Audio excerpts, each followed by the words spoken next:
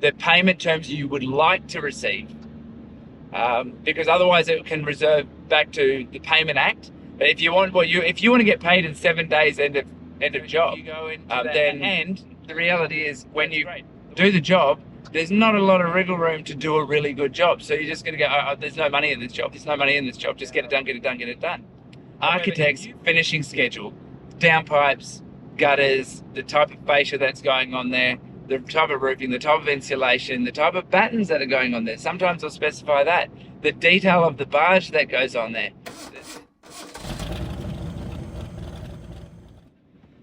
How you going there, constructing artists? I'm Kenny, and today on this little video, I'm going to talk to you about, are you ready for it?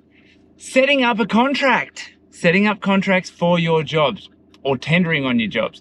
So as a trade contractor, we specialize and we're licensed for roofing and cladding projects. So we get sent, you've got lots of different leads. We get lots of leads. We get mums and dads leads through the website. We get builders leads through the websites. We have builders that we've worked for over many, many years, and we have commercial builders that we've worked for many years as well. So working with all of those people, we've got multiple different types of contracts that we're having to deal with, or different types of tenders that we're trying to deal with or have to deal with. So I'm going to briefly go over a few of these with you really quickly and see if you can learn something. So let's start with a commercial building or roofing package contract or a trade contract. So you generally will receive this directly from your builder, or maybe through an Estimate One link or some other form of tendering service like a tender link. And you'll price this with a bunch of other people. You'll put your package together and you'll do the estimation, make sure that you've covered everything off. Sometimes they'll give you a scope, other times they won't give you a scope, and then you'll have a set date of when you need to submit that quotation proposal to. With that, you'll make sure everything that you believe is in there is included. Now, sometimes you might speak with the project manager or the contracts administrator prior to submitting the quote and go through with them, hey, what is it exactly you want us to allow for? Do you want us to allow for X, Y, and Z? And they'll turn around and they'll give you some advice. Then you'll put that package together. You'll go out to all of your suppliers. For example, in this instance, you'll go to Stratco and ask them for a price on X, Y, and Z, and they'll supply you that price, and you might go off to someone else as well and get them to give you a price as well. Or you could just go, depending on how big the project is, go to your stick list price that you have in your normal price book. However, suppliers like to give you a better price if they have a particular project that they can put that on. So you'll do all of that, get all of your prices together, put that into your system, put all your labor content into there, put any FAAs around, and that's a FA round allowance, put them in there. You're happy with your price, submit your price for the tender. If you're lucky enough, they'll come back to you and they'll talk to you. So if you've got a relationship with that particular builder, then there's a high chance they're going to come back to you, and if they win the job, because a lot of the time when you're tendering, you'll tender to someone who you might tender to 3 different builders who have been approved tenderers for that project. So you'll submit your price to all 3, and you may only have a working relationship with one. So let's go down the path of the working relationship you have with the one builder. Now, let's say they win the job. They're going to come back to you, and you know that they want to work with you. You know they want to work with you. So they're going to go, hey, let's go through your capabilities. Let's make sure that you've got the availability at the time to complete this project without any delays. That you've got the manpower, that you have got previous experience. Now, if you've worked with them before, they probably already know. If it's a defense job, they need to have almost like a reference, which tells them and tells the defense force or the government agency, tells them these guys have the capability, these are the projects they've worked on before. So they'll assess you on all of that, and they'll come back to you and say, all right, so can you go through this scope of works or this contract, or they may have a post-tender. So we'll start with the post-tender interview. Post-tender interview, you will have a chat with the contracts administrator, and they're going to go through and they're going to ask you all the questions to make sure that you're a compliant tender, to make sure that your tender is compliant. It ticks all the boxes that they have. From that, they're going to turn around and send you and issue you a contract. When you get that contract, you go through that contract and you read, and you need to make sure the scope. Now, I learned something yesterday in a chat that I had with Kian Brennan from Quantum Contracts. And he basically said you need to go through the terms and conditions and ensure that in the terms and conditions, or the terms, that none of that supersedes the scope of works that you have and all the other rules. If you have any questions in relation to that, have a look at a podcast that we have with Kian where he discusses that, and I'll put a link in this description right now anyway to that one. Or better yet, go to just YouTube Kian Brennan and he'll be able to tell you more about that. So that what you want to then go through and do is have a look at the scope. So the scope is very, very important, because a lot of the time builders will use a cookie cutter scope that has things in it that aren't even related to you. However, if you sign that contract, they can make you liable to do those works. So you go through the scope and ensure that you have covered those things. Now, sometimes you'll find they go, I haven't allowed for that. And you go, oh, I'm scared to put my price up because I haven't allowed for that. In those situations, you're best off crossing off all the things that that you haven't allowed, and sending that back through, using an iPad and putting a line through, or printing it off and putting a line through it, sending that back through to the CA, then making a phone call, or sending in the email when you send it back, say, hey, Mr. CA, I've gone through and I've made a few amendments. Let's have a discussion about these items. So in that way, they can give you a call, or you call them and discuss those items. Two things can happen from that. One of those is that you can essentially choose to wear it if you're going to move forward with the contract, or you can say, look, I need to add extra costs into that. Actually, three things can happen. The builder can say, don't you worry about that, we will get someone else to do that. Or the builder can say, can you put in a price, please, to amend that? So there's a few things that can happen there.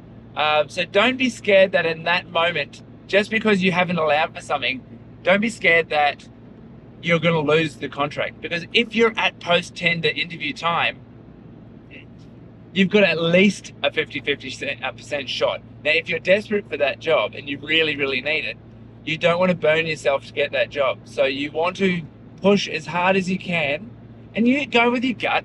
Know that you can, if you can maybe drop a few things here and there to account for that if you need to. However, you want to go into it with the principal contract with the CA, and try and come out to a really good result at the end of that conversation, with them issuing you an amended contract that you're then happy with.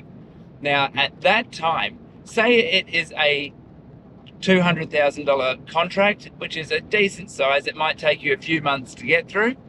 If you have a $200,000 contract, you want to get some money up front. So in that contract, you might say it's $200,000. Those line items that you might have missed, you say, look, I'll include those, though I would like it if I could get $40,000 up front to help me with my cash flow because of the way that the market is at the moment. If you give me that $40,000 up front right now, then we can start this project, and I'll throw those things in so none of us have to wear anything. That's going to help you start the project on the front foot, because it's going to cover your labor.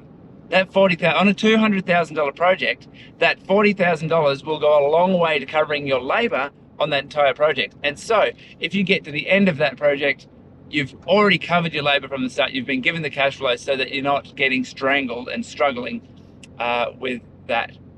So then you've signed that away. You've gotten the witnesses. You've signed that. You send the contract off to the CA. the CA has signed, the principal contractor has signed that, send it back to you, you're right and ready to go. What you need to then watch is they're going to have a schedule. That schedule would have been put in the contract as to when the construction and the build was going to be going through, when it was going to be happening. Now, a lot of the time the builders won't update you on that schedule, and it's important that you get updated on the schedule because there's a bit of power in there for you. If they don't update you on the schedule, then you can say, look, you signed the contract based on that schedule, and because you now have changed that schedule and it's a month behind, we've signed other contracts to a schedule which has left them, we can't fulfill that contract. That's something you need to be aware of. There's a lot of other things in that which I can talk about another time. Now, let's now talk about working for a mum and dad. Working for mums and dads, mums and pops, people that are homeowners. Say you're going to go and do a re-roof for a homeowner. You've gone out, you have flown your drone over the top, you've gotten some pretty pictures, you've measured the roof, you've seen what needs to be done, you have talked to the customer about what it is that they're trying to achieve with there. Is it just a straight re-roof because the old one's stuffed? Are they wanting new gutters? What can you do to add value to their inquiry, I guess, their project, which is their re-roof? So a lot of the time you'll have a re-roof, you'll have gutters, downpipes, and that's there. And when you go to cladding, for example, you'll have a cladding on the wall that when they do the cladding, other things are going to start looking terrible, like the painting of the windows, around windows, especially if it's a reclad. Other things will start to look tired when you put all new, fresh stuff on the wall. So you want to go through and add value and make people aware of these things so that when you do that, they can start preempting. And especially if you're like me and you like getting all marketing photos, you like to give them as much information as you can. So you put all of that into your quotation proposal for your customer, and you put all of your terms and conditions into your quote. And you can just maybe put an overview of the terms and conditions on your quote, and then on your website you can have a larger list that they can look at, and they can get them to sign off. However you get them to do that, you get them to sign that they accept the terms and conditions, and that they're going to give you a 10% deposit, and you'll start in approximately this time. So you need to give them the schedule of when you're going to do that work. That being said, they've approved the job, you've got the work, now you've got to schedule that yourself. That's fairly straightforward and easy because you're completely in control. Now, when it comes to a builder will send you out, say for a residential house, and we do a lot of work with architectural builders. So let's use, for example, a builder that's working on a job in New Farm. He is pricing, and a lot of these houses may only have one builder pricing the job, they may have two. However, you're only going to get the opportunity working with a builder that A, has looked for you because you're an expert at doing that design or that style of build, or it's one that you've worked with in the past. And so you'll only really be sending a quotation to that one builder. Now you need to two things. If you chuck in a really low price trying to win the job, then are you adding value to that builder? Not really. If you throw in a low price, that builder's going to see you as being cheap, and they're going to have a really low expectation of you. So if you go into that, and the reality is when you do the job, there's not a lot of wriggle room to do a really good job. So you're just going to go, oh, there's no money in this job, there's no money in this job, just get it done, get it done, get it done. However, if you put in a price that you want to be paid to do that job, and you know that you're going to deliver value on that, you know that you can pay a higher rate to if you've got contractors or your employees, you can give them a higher rate or a bonus, or you're doing it yourself, that you have the time for those little extras, for those things that you may not have seen on that job, and that will help you achieve a better result. So back to putting the quotation together, when it's like the commercial contract, the builder's going to give you the set of plans you're going to go through. Some are very, very intense and have a lot going on. Others are very, very simple. I've seen residential architectural plans with as little as 4 pages. I've also seen them with as many as 125 pages. So they can be very, very complex, and the more complex they are, you need to put the price up. There's more detail that can potentially be missed in there, and when you, I'll get to that part in a second with the elevations.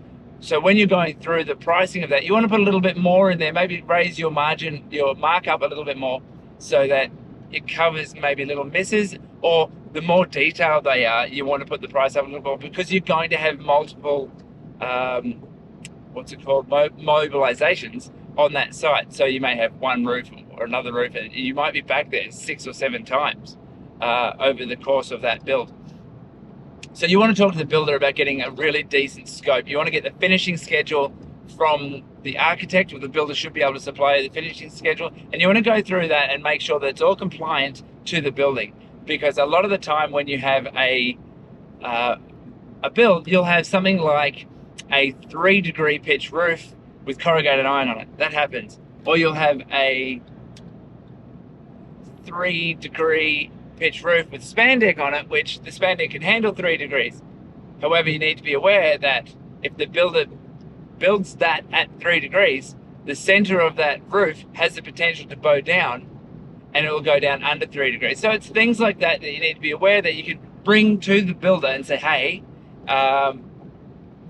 this is something that is potentially could happen, so I'm going to price the spandeck, but you may have to go to trim deck. So when you build that, maybe lift your pitch up a little bit higher so we don't drop down into the 3 degrees. Just lift it, bring it to 3.5 degrees, and you'll achieve, you won't have to downgrade the roofing. You'll be able to really hit what the architect has specified. So going through all of that, you'll be able to put a price together with all of those, all the different packages. You can go out to your builder, your suppliers if you want to get prices. But on the architectural builds and in commercials as well, you want to go through and ensure that you've nailed the architect's finishing schedule. Downpipes, gutters, the type of fascia that's going on there, the type of roofing, the type of insulation, the type of battens that are going on there. Sometimes they'll specify that. The detail of the barge that goes on there. There's so many different things that can throw out just what a normal roof is.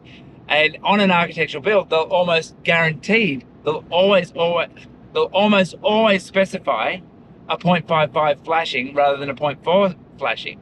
So I've seen it before where roofers have put on 0.4 flashings onto a job where it's all been specified 0.55, and the whole lot's had to be replaced. It's not a lot more expensive. So it's things like that that need to be, when doing architectural or residential projects, you need to allow for on that. Now, if it's just a project home, first of all, if it's a project home, you're going to be competing against the big boys. The guys that go in high volume, low price, they get a really, really good price from their suppliers because of the amount of volume they have. So it's going to be very, very hard for you to compete against project builders. And if you do, you're going to be nearly doing it with no margin at all. So say if you're starting your roofing company yourself and you're on the tools 95% of the time, you can absorb that cost as essentially a contractor to start getting runs on the board. However, you're going to struggle to do those projects at the price point of your big boys, your Stoddards, your Dynamic Bradviews, your Summits here in Southeast Queensland. That is reality. And we've price pointed against them. For us to make the money that we want to make on a project home, the builder has to spend more money.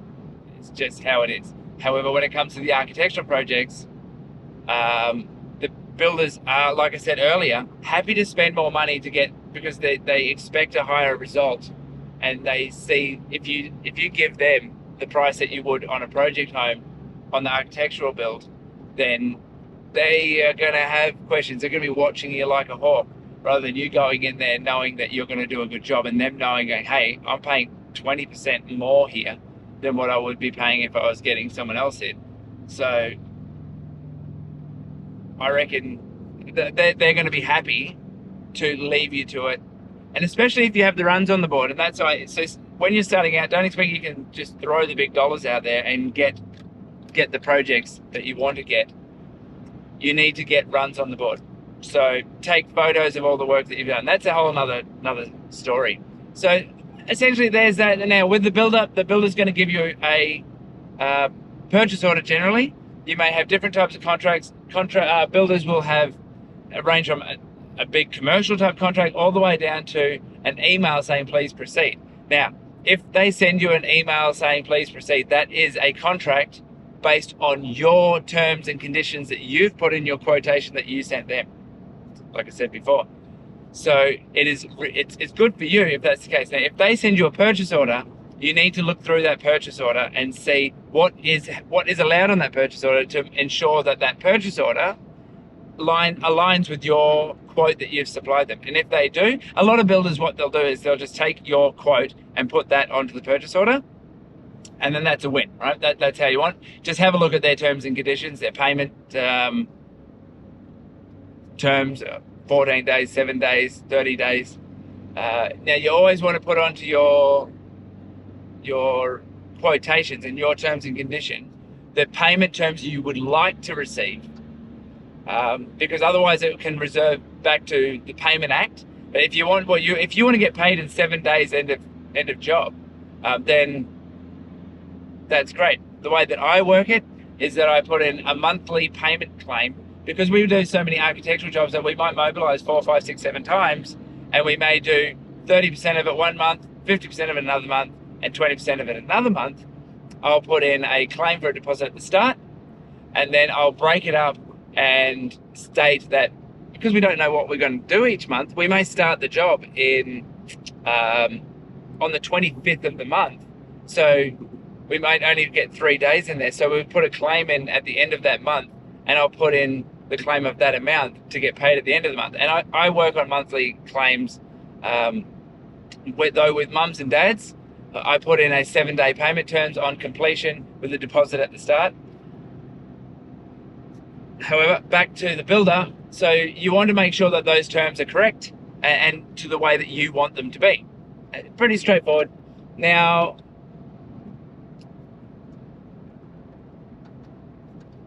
the builder can change the scope of works in his purchase order to include things that you haven't included. Now, be very, very careful that that happens, and just ensure that you agree. Just read the purchase order. Don't go off, I should be right, mate, in a handshake. If you don't have your terms and your ducks in a row, right? If you don't have them, and then, look, it can work, but when it doesn't work and things go sour and you hit yourself into a dispute with that builder, it's not going to be good. So you need to get that right for yourself.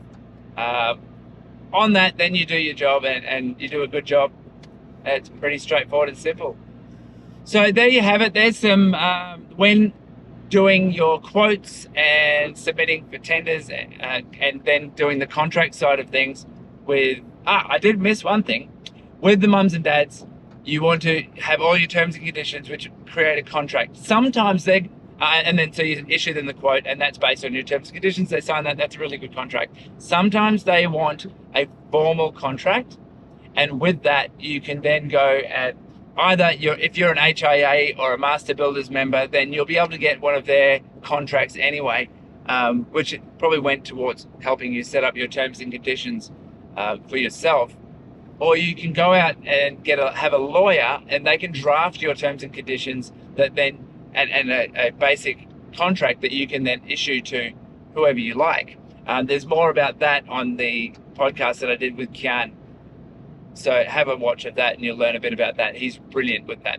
Anyway, that is doing quotes and submitting quotes, and then having the contract set so that you can do the project and you can do it to make money. And it's based on revenue. But the whole thing generally works with all trades, whether it's bricks, concreting, cladding, carpentry, plastering, tiling, electrical, plumbing. There's so many. Every one of them will have different types of claims and different setups. So mine's based on what we do.